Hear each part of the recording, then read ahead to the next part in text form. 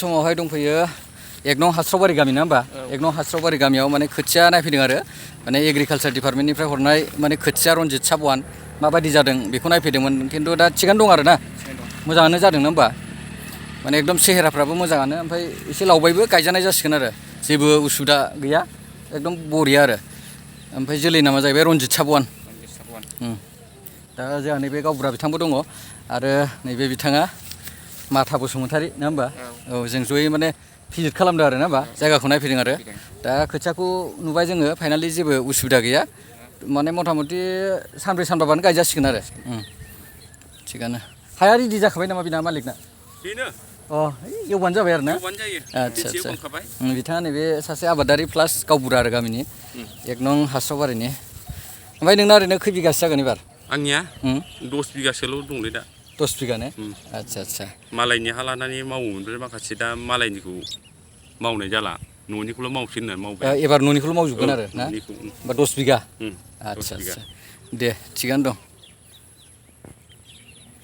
आदसा नोंथाङा ओरैनो मा जोलै गायगोन एबार आङो बे रनजित साबवान सरखारनि लायनायखौनो फोदों बेखौनो गायसिगोन आरो आदसा ओमफ्राय खोथिया मोजां जादों दा खोथियाथ' मोजां जेबो उसुबिदा गैया ने उसुबिदा गैया आदसा दे थिगानो दं ओरैनो मालासो गायगोन बायदि नोंना गायनाया आंनिया एसे गदाय जादों माने अखा गोग्लैनानैसो फोनाय जादों नालाय ओमफ्राय दा गैयाब्लाबो 10-12 दिनसोआ नांबावगोन गायनो थाखाय आरो ना होमबा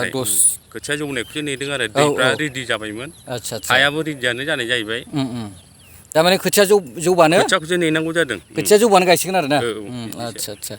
गेजेर ससेयाव माने दैनि थाखाय एसे प्रब्लेम जादोंमोन ना दैनि थाखाय प्रब्लेम जादों ओमफ्राय सिगाङाव गैयामोन फोनाया लेट जादों आरो ना फोनाया लेट जादों आदसा थिगानो दं दे गोजोननाय थाबाय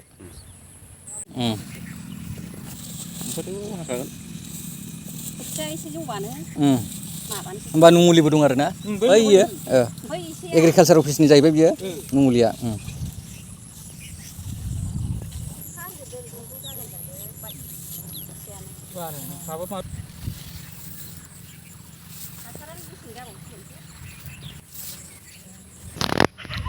सला थाबा सुबिदा जायोब्रा ने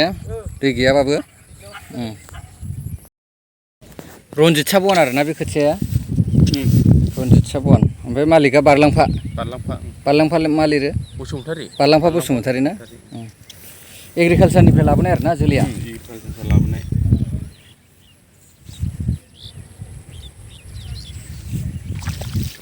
रनजित साबवान खोथिया मथा मथि गायजासिगोनलै बेने एसे जौबावबानो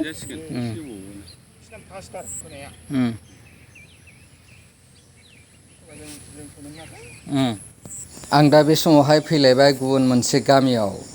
नायदो नै नोंथांमोन आइजोफ्रा बेसेबां मावथिगोजानाय ओरैबादि खोथिया फुनायाव मुखुब जानानै दं बिथांमोना जोलैनि नामा मा बिलाय बंगबन्धु आदसा मालानिफ्राय फुनाय दिनैसो ने आदसा दे बिराद समायदोंलै नोंसोरखौ मावथि नुखायो एखेबारे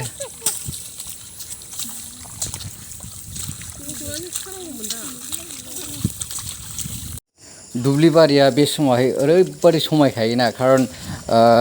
आबादारि बिथांमोनजों माने बुंफबनानै थाखायो आरो ओरैबादि खोथिया फुनाय आरो माइ गायनाय होमबाथाय ओरैबादि समायखायो माने दुब्लिखौनो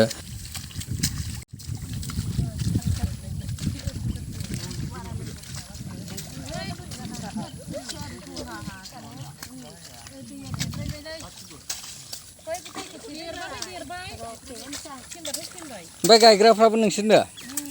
आदसा दे थिगानो दं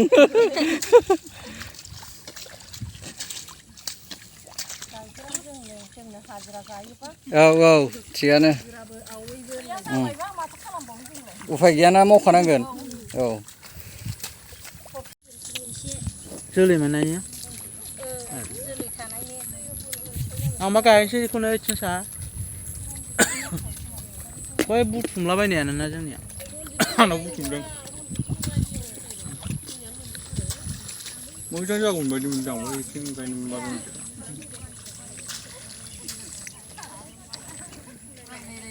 रज'नायालाय रज'दों मोजाङै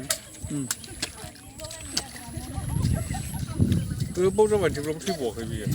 सप्तासेबा आं बे समाव दंफैयो दायो 1-2 नं उत्तरपारा होननाय गामियाव आरो दुब्लि बारियाव दं दायो माने डिपार्टमेन्टनि जिथुनाखि रन्जित साबुवान माइ बेखौ नायनो फैदोंमोन। ओमफ्राय खोथिया थिगानो दङ जोंहा समर बसुमतारी बिथांनियाबो खोथिया मोजां आरो बिरदाव बसुमतारी बिथांनि खोथियाबो मोजाङानो रन्जित साबुवान आरो जोलैया। ओमफ्राय एग्रिकालसार डिपार्टमेन्टनिफ्राय लाबोनायमोन आरो बिथांमोना।